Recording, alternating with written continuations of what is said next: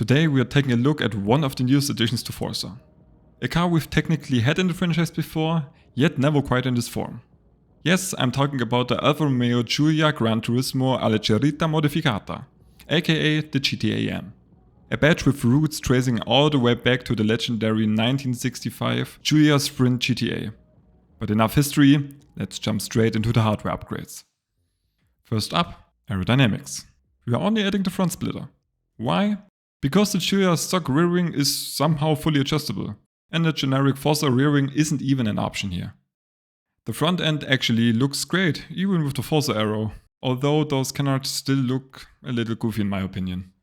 Next up are the tires.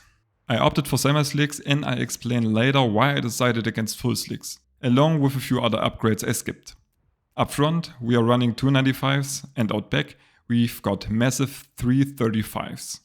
After excessive testing, these proved to be the absolute sweet spot for this build. I kept the stock rims because they are already as light as possible. They suit the car's aesthetics perfectly and they definitely don't look like your average 8 or 10 spoke wheels. I also widened the track width on both axles. In the drivetrain department, choices were pretty straightforward. I installed a 6-speed race transmission, since we don't really need 7 gears, and a fully adjustable race diff. For platform and handling I went with the essential go-to upgrades, race car louvers and anti-roll bars.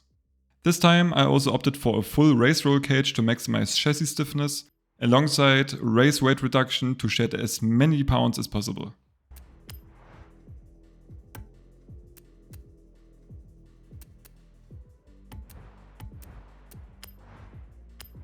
Why I did skip the weight savings however was the exhaust.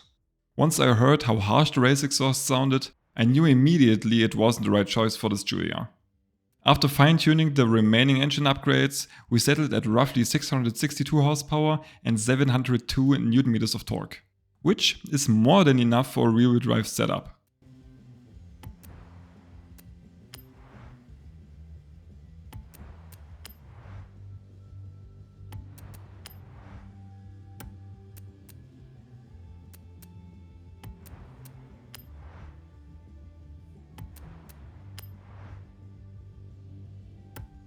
With all the hardware upgrades in place to hit the S1-800 ceiling, let me walk you through the custom fine-tune, starting with the tire pressures.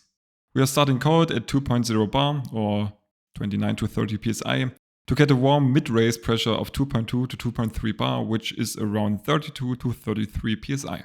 Next up is gearing. First gear is dialed to put the power down smoothly with just a touch of throttle modulation, while gears 2 through 6 are spaced for seamless power delivery where you don't need to constantly tether the throttle.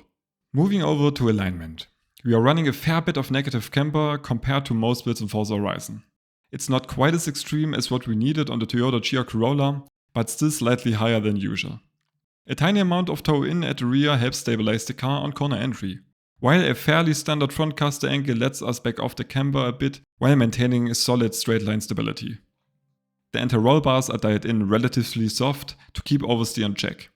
Since this is a front engine rear-wheel drive layout, keeping the front ARB stiffer than the rear helps settle the chassis.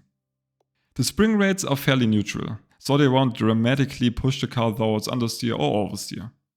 The same goes for the ride height. Even though there are still plenty of usable suspension travel left, the Giulia looks absolutely slammed, which I really love. Damping is similarly balanced. It gives the car just enough compliance to rotate nicely into turns, while remaining soft enough to plow over curbs and bumpy sections without unsettling the chassis. Overall, it makes the car feel very approachable and beginner friendly. Because this aero setup doesn't generate massive downforce, I had to crank it up quite a bit. Maxing out the rear wing downforce was a no-brainer, but balancing the front splitter required tweaking it alongside all the other values to find a sweet spot. Luckily, the whole package works in harmony despite those modest downforce numbers. The brakes are set up to encourage rotation when trail braking into corners. I kept the brake pressure at stock, 100%, as the Giulia showed zero signs of locking up with average pedal sensitivity. Finally, the differential is set up fairly aggressively on deceleration while remaining manageable under acceleration. I wouldn't recommend slamming full throttle out of a tight hairpin in first gear, but second gear is usually good to go. I guess most of you will get a feel for the traction threshold very quickly. Now that we've covered all the parts and tuning values, let's take the Giulia out for hot laps on both Hokubu and Legend Island time attack. While you watch, I'll walk you through some of the alternative builds I tested and why I ultimately turned them down. Initially, I built a version with over 700 horsepower and 800 Nm of torque, running narrower full slicks and only a sport weight reduction. Honestly, that build was a blast. The acceleration on the GTAm was downright ridiculous and the handling was decent, but setting consistent lap times was almost impossible due to the massive wheel spin on corner exits or carrying way too much speed into turns thanks to that crazy power. So I pivoted to a full race weight reduction, semi-slicks and slightly less horsepower, however in slightly different combinations. Instantly I realized this car could be an absolute handling masterpiece with the right upgrades. That's the exact build you're looking at right now. Personally, I think this is one of the most enjoyable and rewarding setups I've ever created in both FH5 and FH6. It's stable, handles brilliantly, stays exciting, and above all, remains a true Purist build. But enough of my rambling, it's time to cross the commentary finish line so you can enjoy the raw sound of this incredible twin-turbo V6. If you enjoyed the video, please consider leaving a like and subscribing to the channel. As always, if you have any questions or suggestions, drop them in the comment section below. I hope to see you next time, but until then, keep the revs up high and the weight down low.